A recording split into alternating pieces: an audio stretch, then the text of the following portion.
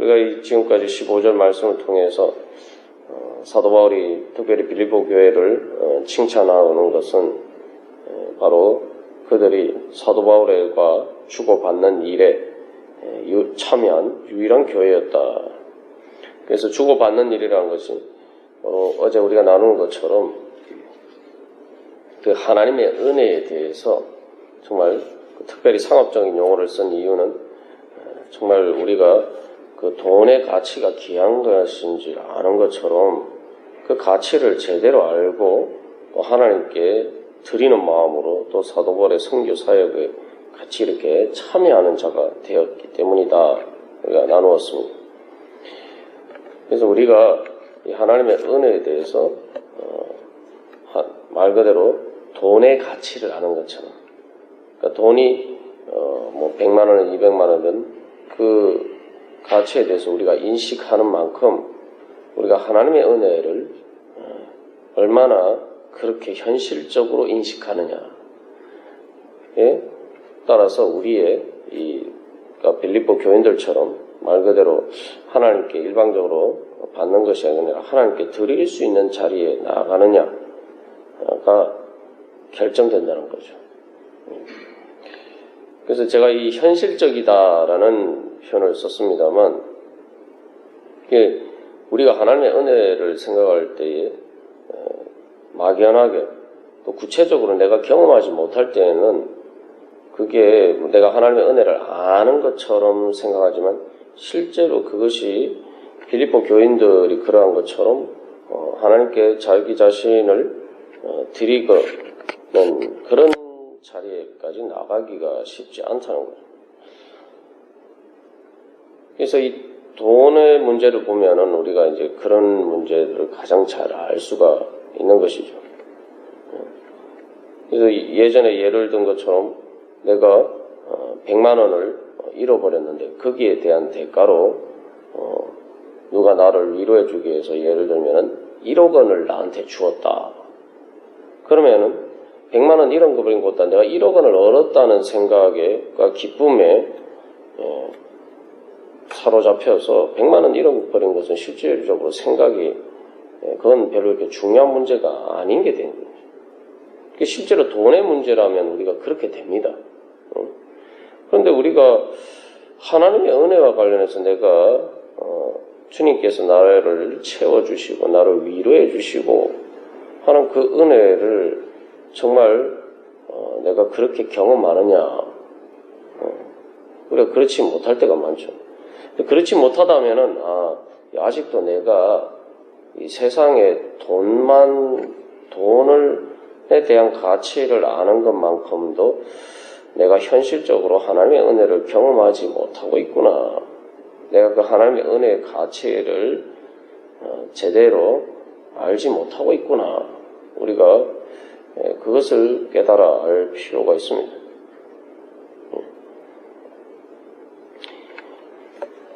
그래서 마치 어린아이들이 또 어른들이 아는 돈의 가치를 아주 어린아이들은 뭐 돈이라는 개념 자체가 없는 그런 경우들도 있죠.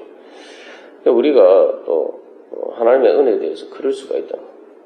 그래서 하나님의 은혜는 지극히 현실적인 것이다. 우리의 믿음이 뭐냐? 바로 사도 바울이 앞에서 말한 그 자족의 비결이 어디에서 나오느냐? 그저 뭐 만족하지도 않는데 나는 만족해야지, 내가 감사하지도 않는데 나는 감사해야지, 단순히 그런 데서 나오는 것이 아니라, 물론 우리가 출발은 그렇게 합니다만, 그 믿음의 출발은 그렇게 합니다만, 결국 우리가 현실적으로, 그래서 돈보다 하나님의 은혜가 더 현실적이구나. 돈을 통해서 내가 만족을 얻는 내 필요에 체험을 받는 것보다 하나님의 은혜가 더 현실적이구나. 이걸 이제 깨닫게 되면 우리가 사도 바울이 말하는 그 자족의 비밀을 깨닫게 되는 거죠.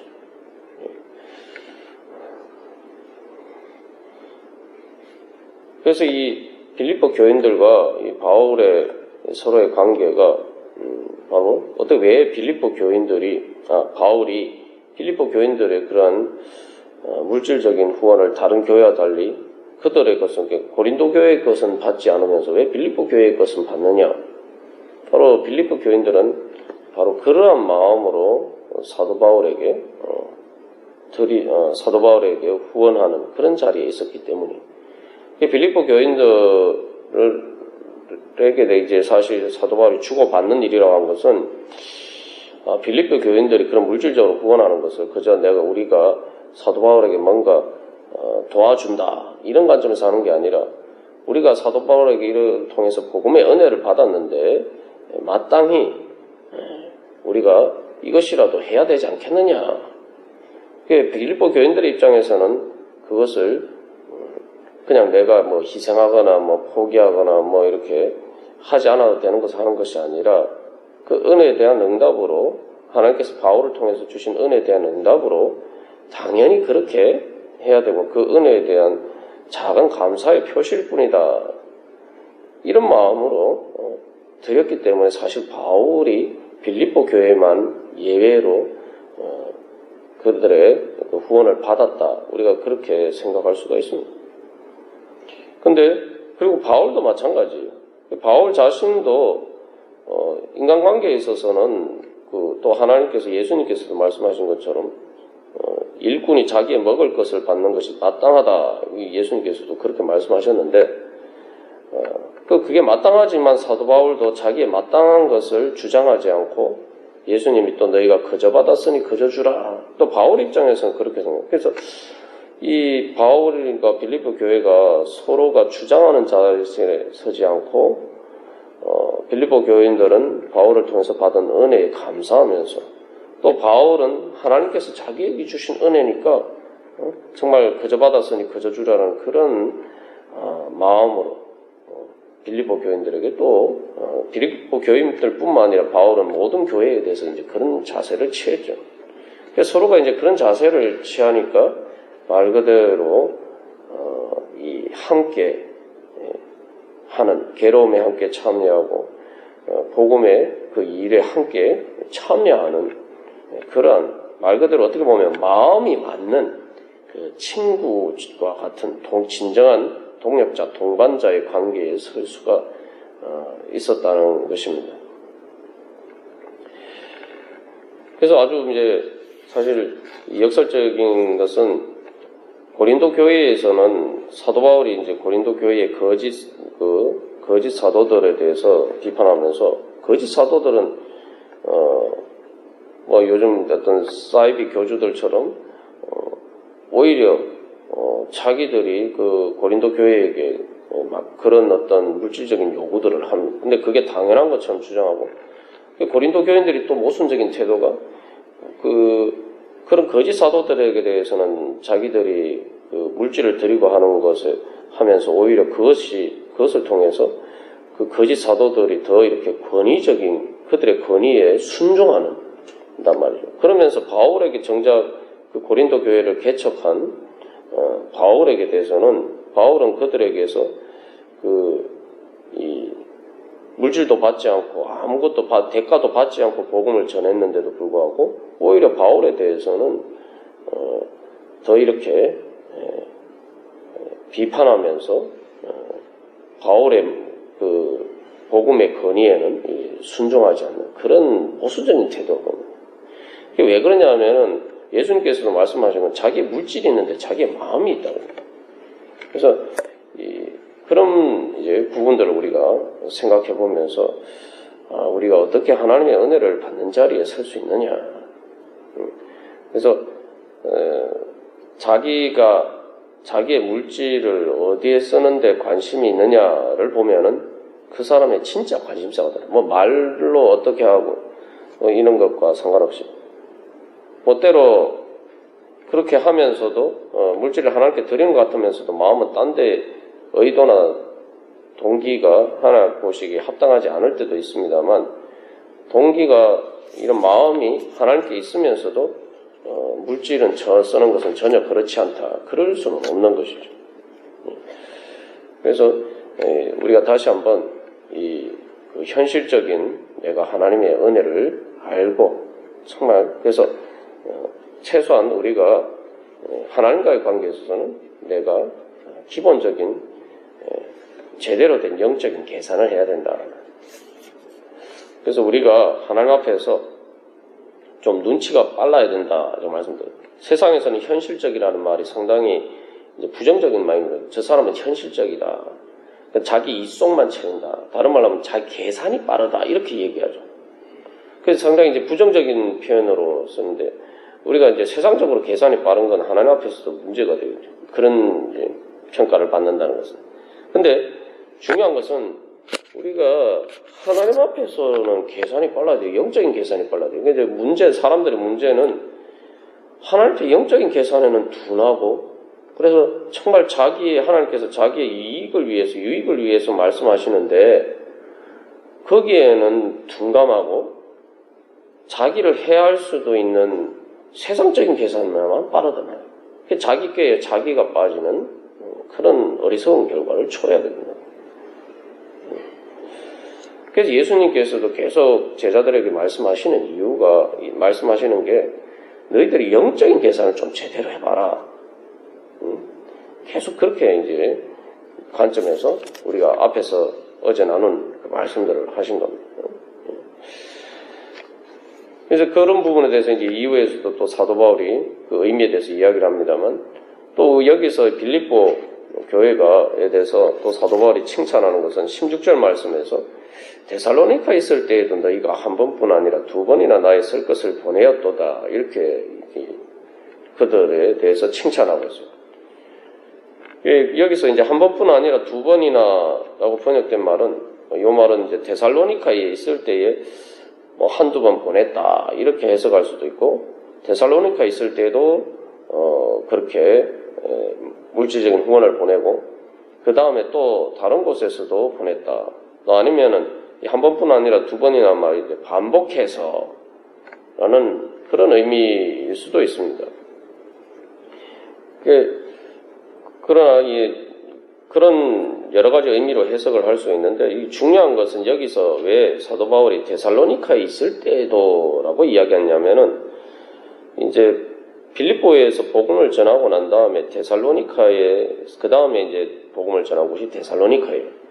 그리고 이제 거기서 복음을 전하고 그 다음에 그리스 남쪽으로 내려가서 아테네와 바로 고린도에 복음을 전합니다. 그래서 마게도냐를 떠날 때라고 할 때는 마게도냐가 이제 그리스 북부에 있는 지역. 빌립보 교회와 데살로니카는 마게도냐 지역에 속합니다.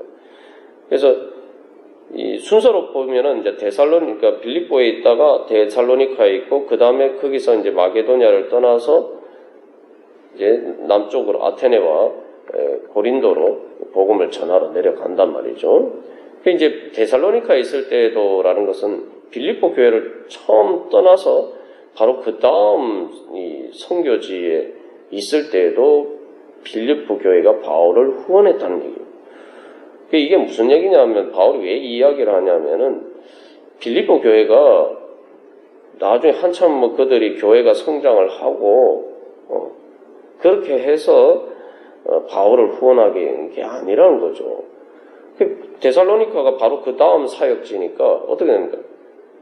말 그대로 이때는 빌립보 교회가 세워진 지 금방 안 된 때란 말이죠. 어제도 우리가 한국 교회에 대해서 특별히 이제 3자 정책이라고 해서 선교지가 스스로 자립할 수 있도록 계속 일방적으로 후원하는 게 아니라 자립할 수 있도록 하는 그런 정책적인 목표를 가지고 선교 정책을 조선에서 행했는데 그것들이 사실은 이제 성공적인 열매를 거뒀단 말이죠. 그래서 한국 교회는 초창기부터 목사 안수가 처음으로 이루어진 것이 장로교회에서 처음 목사 안수가 이루어진 지 얼마 안 돼서 바로 이렇게 선교사를 파송했단 말이에요. 한국 교회는 초창기부터 선교를 사역하고 비록 궁핍하고 어려운 가운데서도 자기의 것을 들여서 선교 사역에 동참한 교회가 한국 교회예요.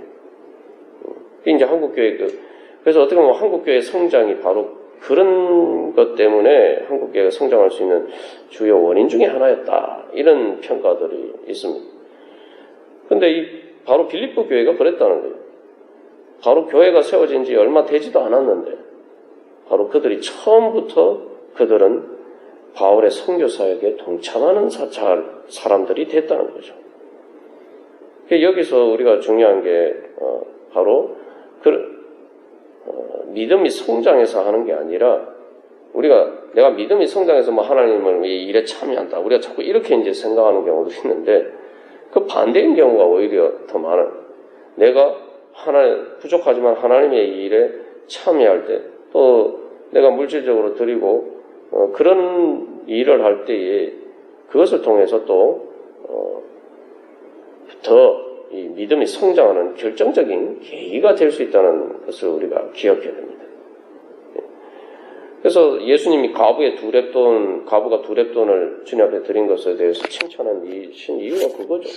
그 액수가 많고 적은가의 문제가 아니라 바로 그가 부족한 가운데서도 하나님을 향한 그 마음이 있을 때 그것을 하나님께서 보시고 칭찬하시는데 빌립보 교회가 바로 그렇다고 빌립보 교회가 형편이 좋았느냐? 그것도 아니. 데살로니가 고린도에 비해서 그렇게 부유한 도시가 아니었음에도 불구하고 빌립보 교인들은 그들이 처음부터 작은 것이라도 그들이 뭔가 하나님께 드리고 복음을 전하는 그 일에 참여하는 바로 그런 교회가 됐다. 그래서 마게도니아에 있을 때도라고 얘기하면 이건 빌립보 교회는 처음부터 그랬던 거예요. 그들의 교회가 세워진 처음부터.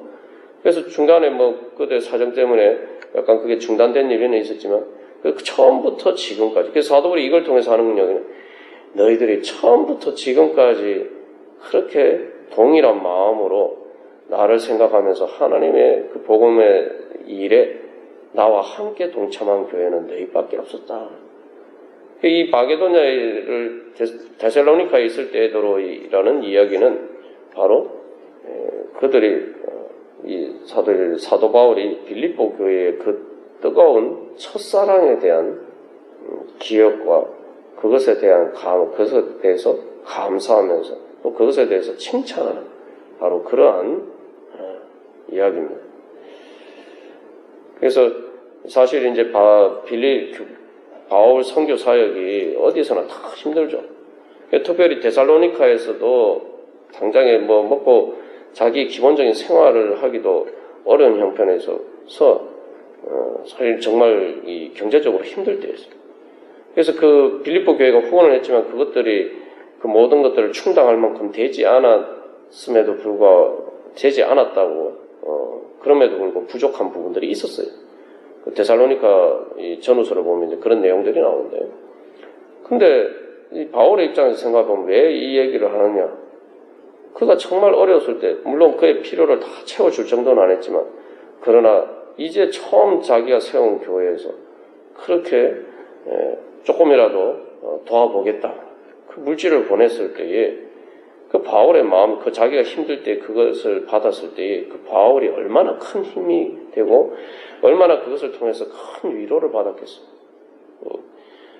그래서 사도 바울은 바로 그때 너희들이 나에게 보여줬던 그 마음들이 오늘날까지 이렇게 나를 향한 그 마음들을 생각하니까 내가 너무 정말 감사하고 기쁘다. 그리고 하나님께 감사한다. 정말 너희가 잘했다. 정말 너희밖에 없었다. 그런 정말 어떻게 보면은 그 첫사랑에서부터 시작한 저 서로 주고받는 그 아름다운 사랑에 대한 그러한 기억을 떠올리면서 감사하는 그러한 내용. 그래서 우리가 하나님 앞에서 또 성도들 간의 관계에서 또 우리가 이런 여러 관계들 또 하나님의 일에 참여하는 데 있어서 우리가 이런 자리에 설 수 있다면 사도 바울이 이야기한 얘기지만 또 하나님께서 우리들에게 사도 바울을 통해서 하신 것처럼 정말 너희가 잘했다. 너희가 정말 처음부터 나를 사랑하였구나. 정말 너희들의 그 첫사랑을 내가 기억할 때마다 얼마나 기쁜지 모른다. 정말 너희밖에 없구나. 너밖에 없구나. 우리가 그런 은혜의 자리에 설기를 간절히 소망합니다. 우리 다 같이 그런 하나님의 은혜를 생각하면서 또 하나님의 첫사랑을 회복하고 주님 앞에 우리가 그런 서로 주님 앞에 은혜 받고 또 드리고 서로 주고받는 아름다운 사랑의 관계에 서기를 간절히 소망합니다. 다 같이 기도드리시겠습니다.